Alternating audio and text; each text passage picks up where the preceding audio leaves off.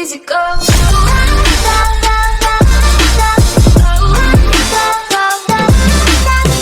हैरान कर देने वाले दुनिया के सबसे विचित्र इंसान। नंबर 5, मदन लाल। मदन लाल एक ऐसी इंस्पिरेशनल शख्सियत है जिन्होंने हर चुनौतियों को पार करते हुए बिना हाथों के एक प्रोफेशनल टेलर बनकर अपने आत्मबल का परिचय दिया। 46 वर्षीय मदन लाल हरियाणा के फरीदाबाद से हैं। जन्म से ही उनके दोनों हाथ नहीं थे, लेकिन इन्होंने इसको इस तरह से ढाल लिया है कि रोजमर्रा के जो काम कोई आम इंसान अपने हाथों से करता है वो अपने पैरों से कर लेते हैं। अब वो अपने प्रतिभाशाली पैरों की मदद से अपने गांव में कपड़े सिलाई का काम करते हैं। मदन कहते हैं कि मेरी जिंदगी का हर काम मैं अपने पैरों से ही करता हूँ। सिलाई के लिए कपड़े काटने से लेकर नपाई तक हर काम मैं अपने पैरों से करता हूँ। मदन अपनी कमी के कारण अपने परिवार पर बोझ नहीं बनना चाहते थे, इसीलिए 23 साल की उम्र में मदन ने टेलरिंग का काम करने का फैसला किया। लेकिन शुरुआती ट्रेनिंग में उन्हें बड़ी मुश्किल हुई। उन्होंने बताया कि उनकी फैमिली के पास इतने पैसे नहीं थे कि वे इनकी पढ़ाई का खर्चा उठा पाएं और उन्हें सरकार से भी कोई खास उम्मीद नहीं थी और वे जानते थे कि जीने के लिए उन्हें कुछ न कुछ तो करना ही पड़ेगा।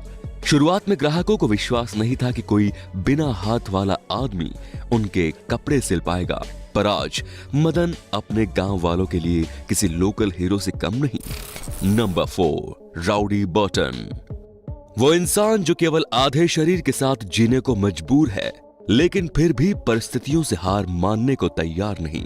अल्बामा के राउडी बर्टन का जन्म एक रेयर लोअर स्पाइनल डिसऑर्डर के साथ हुआ, जिसे सैक्रेलोजेनेसिस के नाम से जाना जाता है। राउडी केवल 3 साल के थे जब उन्हें अपनी दोनों टांगे कटवानी पड़ी, जिसके कारण उन्हें स्कूल में काफी चिढ़ाया जाता था। व्हीलचेयर का इस्तेमाल करने के बजाय बर्टन अपने हाथों और कूहनियों के सहारे चलना पसंद करते थे।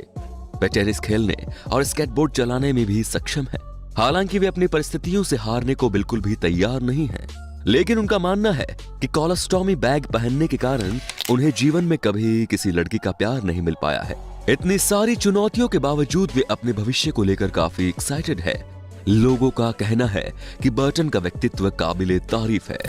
Number 3, Claudio Vieira de Oliveira. Claudio का जन्म उल्टे सिर के साथ हुआ था। इनके हाथ और पैर जन्म से ही काफी ज्यादा विकृत थे और डॉक्टरों ने तो क्लाउडियो के माता पिता को ये तक कह दिया था कि उन्हें क्लाउडियो को मर जाने देना चाहिए। लेकिन क्लाउडियो के जज्बे ने उन्हें मुश्किलों से लड़ने में काफी मदद की।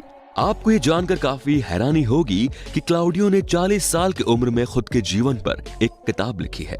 ब्राजील के मोंट सेंटो में जन्मे क्लाउडियो अर्थरोग्रोपोसिस नाम की एक बहुत ही रेयर कंडीशन में पैदा हुए थे, जिसमें रोगी के जॉइंट्स आपस में फ्यूज हो जाते हैं, जिस कारण क्लाउडियो का सिर उल्टा हो गया है और गलत दिशा में घूम गया है। लेकिन बहुत ही कड़े अभ्यास के बाद इन्होंने अपने मुंह से पेन को पकड़कर लिखना सीख लिया और अपनी शिक्षा पूरी करके उन्होंने आगे चलकर अकाउंटेंट के लिए क्वालिफाई किया। अब वे स्पेशल इवेंट्स पर मोटिवेशनल स्पीकर के रूप में स्पीच भी देते हैं और हाल ही में उन्होंने अपनी एक किताब लॉन्च की है जिसका नाम the world is wrong way around है। नंबर 2, अलिंग डीटा। अलिंग डीटा को हर रोज काफी मुश्किलों का सामना करना पड़ता है। दरअसल बात यह है कि अलिंग को जेंगेटोम्स्टिया नाम की बीमारी है, जिसमें उनके स्तन काफी विचित्र ढंग से बढ़ गए हैं। 54 वर्षीय अलिंग को उम्मीद है कि उनकी इस कंडीशन का कोई ना कोई इलाज जरूर होगा। अलिंग को हर रोज अपने स्तन के बढ़ते वजन के कारण काफी परेशानियों का सामना करना पड़ता है। यहाँ तक कि उन्हें मार्केट में अपने साइज की ब्रा भी नहीं मिलती और उन्हें लोगों से तरह तरह के कमेंट्स भी झेलने पड़ते हैं। इस सब की वजह से उनकी जिंदगी काफी चैलेंजिंग हो गई है। उनके ब्रेस्ट का वजन लगभग 20 किलो हो गया है, जो कि लगभग आधे कट्टे चावल के बराबर है। नंबर 1, स्मिता श्रीवास्तव। स्मिता श्रीवास्तव एक भारतीय महिला है जिन्होंने अपने बालों की लंबाई से कई रिकॉर्ड अपने नाम किए हैं। इनका सपना है कि एक दिन उनका नाम Guinness book of world records में भी शामिल किया जाए। स्मिता उत्तर प्रदेश की रहने वाली है और वे भारत की सबसे लंबे बालों वाली महिला के नाम से जानी जाती हैं।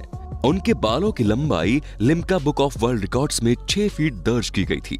अब उनके बालों की लंबाई 7 फीट है, जो कि किसी एवरेज बास्केटबॉल खिलाड़ी से केवल 3 इंच ही ज्यादा है।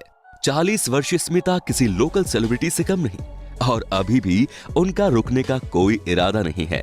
वो कहती है कि औरतें और बच्चे अक्सर मेरे घर आकर मेरे बालों को देखते हैं और छूते हैं क्योंकि उन्हें लगता है कि मेरे बाल नकली हैं।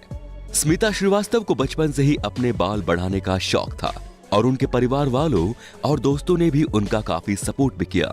स्मिता कई लोकल तेल कंपनियों की ब्रांड एम्बेसडर भी है और वो अपने शहर में होने वाली ब्यूटी कॉन्टेस्ट की जूरी का हिस्सा भी है। तो दोस्तों अब आप हमें कमेंट में बताइए कि इन सब में से आपको कौन सा व्यक्ति सबसे विचित्र लगा। धन्यवाद।